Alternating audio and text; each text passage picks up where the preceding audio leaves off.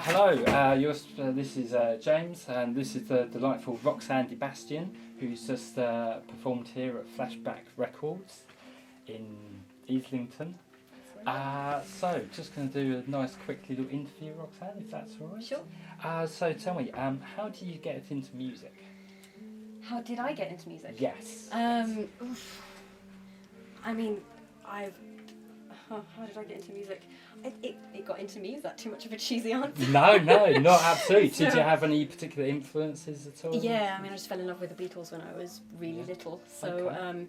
it was always the harmonies and the whole George Martin's instrumentation, and especially when I was a little older, I just really got into the songwriting aspect, the lyrics. So John Lennon and George Harrison. Yeah. And then I started picking up the guitar when I was about 8 or 9. We had instruments around the house, so that helped. So I started on piano a little sooner than that. Yeah. But just played about with instruments and just always loved singing and loved listening. Fantastic, thanks very much. And you're now starting to make a name for yourself, or you've made a name for yourself in Europe and Made a name for myself. Yeah, absolutely. In Europe and the States. So how did that go? How did the European tour, and obviously playing? Were you playing along with touring with the Wainwright sisters? Yes. Reliable sort of tells me. Yeah. Your little note. So that was a lot of different things. So I started touring mainland Europe a couple of years ago when I released my first album, just around Germany and Switzerland and Italy. So that was all very adventurous and just great to play in as many different places as possible, really. Then I got a few great opportunities to open for a few artists here. Yeah. So Wainwright Sisters, that was actually just one show, that was in Manchester.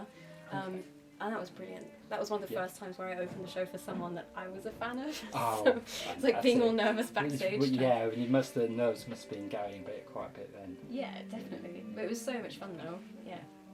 Excellent. And you've had sell-out tours over here in the UK, and you've played Glastonbury as well. Mm-hmm. That must have been amazing. Have any more plans to try and play festivals, or? Yeah, I'm playing Cambridge Folk Festival this year, so Okay. very much looking forward to that because I've not been.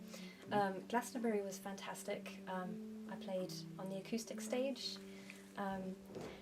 I had rather low expectations of the show, as excited as I was about performing, just because I was very first on, and I wasn't entirely sure how many people would be there, but it just turned out to be, it was the first day of the official festival program, so like everyone was kind of ready to go. Yeah.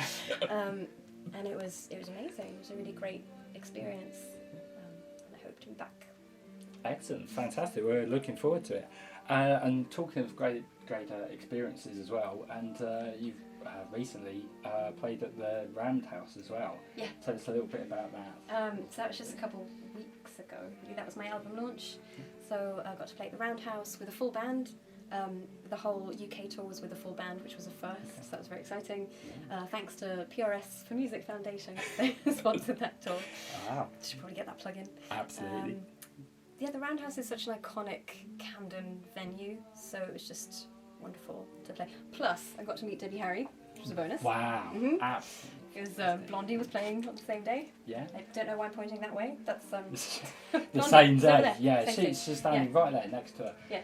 So did you manage to any chance of a duet at any time, or do you know? No, and maybe next time. Next time. Yeah, Yeah. yeah. Excellent. And so you've had your album launch, and sort of what was your inspiration for your second album? The second album is called Aliens and Hearsay, and it's dedicated to my grandfather, who was a pianist from Hungary, and it just really started from. I consider myself so lucky to be able to do what I do and travel around and meet people, and I'm generally very optimistic about the world and the people that inhabit it, but I couldn't help but notice certain similarities between my grandfather's time, which was just before World War II broke out, and now.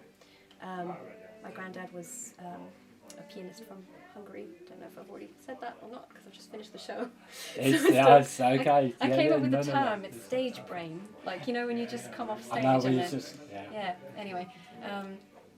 So the album is sort of made up of songs that are half about or for him then and half about me now, to try and draw that comparison. and just to, you know, it would be nice if we wouldn't make the same mistakes again. Yes, collectively. Very much so. Yeah. And we'll raise a point to that shortly. And just to wrap up, sort of what's next for you? Next plans? Writing album number 3. So Cambridge Folk Festival. Yeah. And then there are a few things in the pipeline for the UK, but none of that's sort of camera ready yet. Okay. And then I'm going on tour in Germany in September, and I'll probably be back in the States as well towards the end of this year. Yeah, brilliant. Thank you very much for your time. Thank you, Thank Roxanne you. De Bastion. Cheers.